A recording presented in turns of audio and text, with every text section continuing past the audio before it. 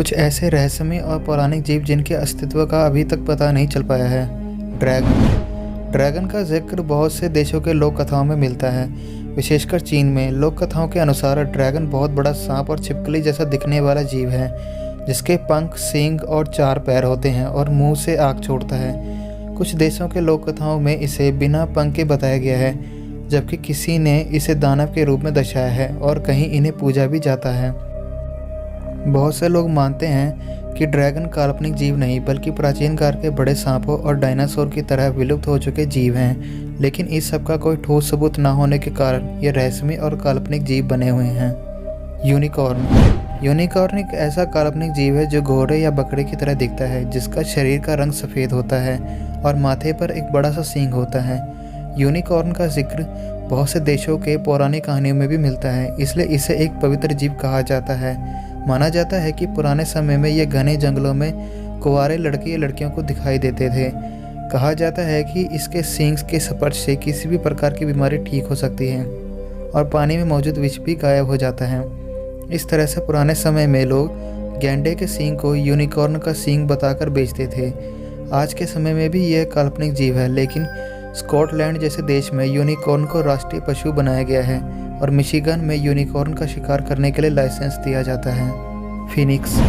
Phoenix चिड़िया का जिक्र अधिकतर मिस्र के लोक कथाओं में मिलता है। कहा जाता है कि फीनिक्स एक बहुत ही खूबसूरत और अमर पक्षी है। लोक कथाओं के अनुसार फीनिक्स सुनहरी रंग और सोने से चमकने वाली बहुत ही सुंदर चिड़िया है और इसकी पूंछ हरी, नीली या बैंगनी होती है। एक फीनिक्स की उम्र बहुत लंबी होती है, जो कि 500 सालों से अधिक होती है।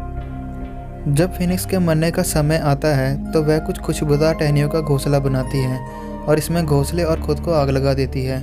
इसके बाद इसके राख से ही नए फीनिक्स का जन्म होता है, जिसकी उम्र भी पुराने फीनिक्स के जितनी ही होती है और मरते समय यही करती है, इसलिए इन्हें अमर चिड़िया बताया गया है।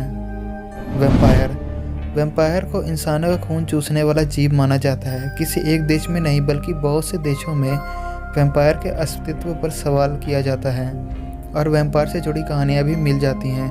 अधिकतर देशों में वैम्पायर को लेकर यही माना जाता है कि ये रात के समय अपनी कब्र से बाहर आते हैं और लोगों का खून पी जाते हैं। माना जाता है कि यदि कोई इंसान आत्महत्या करता है या किसी के लाश को कोई बिल्ली लांघ देती है तो वह मौत के बाद वैम्पायर बन जाता है, जबकि कोई कहते हैं कि यही किसी इंसान को वैम्पायर काट ले या कोई बच्चा दांतों के साथ पैदा होता है तो वह वैम्पायर बन जाता है।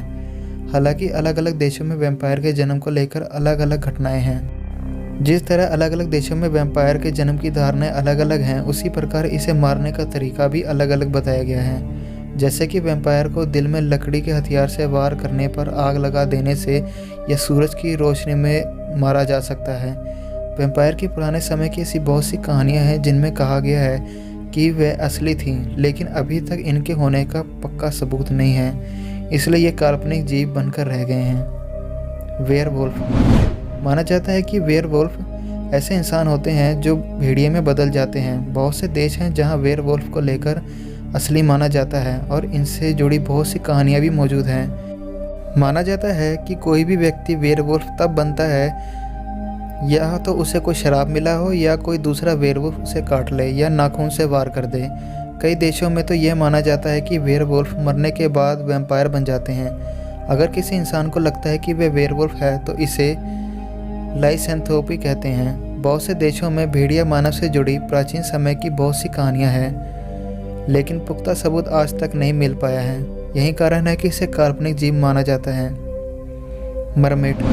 मरमेड ऐसे समुद्री जीव हैं जिनका ऊपर का शरीर इंसानों का और नीचे का शरीर मछलियों का होता है और इनके पास कुछ शक्तियाँ भी होती हैं। बहुत से देशों के पौराणिक कथाओं में जलपरियों का जिक्र मिलता है। कहा जाता है कि जलपरियों को गाना बहुत पसंद है, इसलिए ये कभी समुद्र में गाते हुए दिखाई देते थे। जलपरियों की उम्र बहुत लंबी होती थी, लेकिन इंसानों की तरह इनमें आत्मा नहीं होती। बहुत से कथाओं में जलपरियों और इंसानों के प्यार की शादी की बात भी कही गई है। कहा जाता है कि कुछ जलपरियां अच्छी होती थी तो कुछ बुरी। समुद्र में होने वाली घटनाओं जैसे कि सुनामी, तूफान या किसी का डूब जाना, इन सबको जलपरियों से जोड़कर देखा जाता है। आज के समय में भी बहुत से लोगों द्वारा समुद्र में जलपरियों के देखे जाने का जिक्र किया गया है, लेकिन अभी तक कोई पक्के प्रमाण नहीं मिले हैं। यति के बारे में सभी लोगों की धारणाएं लगभग एक जैसी ही है, जैसे कि ये हिमालय की बर्फीली पहाड़ों में पाए जाते हैं, जो दिखने में इंसानों व भालुओं के मिश्रण जैसे दिखते हैं, लेकिन आकार में इंसानों से काफ़ी बड़े होते हैं। यति लोगों के लिए बहुत बड़ा रहस्य बना हुआ है। बहुत से लोग इसकी खोज में कई सालों तक लगे रहते हैं। बहुत से लोगों ने पहाड़ियों में यति को देखने का दावा भी किया है और उनका मानना है कि ये विलुप्त भालुओं की कुछ प्रजाति हैं, जबकि किसी को पैरों के निशान ऐसे मिले हैं जो इंसानों से काफ़ी बड़े हैं, जो यति के होने का इशारा करते हैं। हालांकि अभी तक ऐसा कोई भी सबूत नहीं मिल सका है जिससे ये स्पष्ट हो कि यति असल में है, इसलिए ये अभी तक एक काल्पनिक जानवर बन गया है। बिगफुट। माना जाता है कि बिगफुट सबसे अधिक उत्तरी अमेरिका के भागों में पाए जाते हैं। बिगफुट भी यति की तरह ही मनुष्य और भालू का मिश्रण लगते हैं, जो आकार में काफ़ी बड़े होते हैं। बिगफुट और यति में सबसे बड़ा अंतर यही है कि यति हिमालय पर्वतों में पाए जाते हैं, इसलिए इन्हें हिममानव भी कहा जाता है, जबकि बिगफुट को नॉर्थ अमेरिका के इलाकों में पाए जाने का दावा किया जाता है। माना जाता है कि बिगफुट की ऊंचाई 6 से 15 फुट तक होती है। यहाँ के जंगलों में इनके पैरों के निशान अक्सर देखने को मिलते रहते हैं। बहुत से लोगों ने बिगफुट को सामने से देखने का दावा भी किया है, लेकिन माना जाता है कि ये इंसानों और इंसानी इलाकों से अपनी दूरी बनाकर रखना पसंद करते हैं। यही कारण है कि ये कभी दिखते नहीं है, केवल इनके पैरों के निशान और कुछ अवशेष ही मिलते हैं। आज के समय में बहुत से शोधकर्ता इस रहस्यमय जीव के अस्तित्व का पता लगाने के लिए मेहनत कर रहे हैं।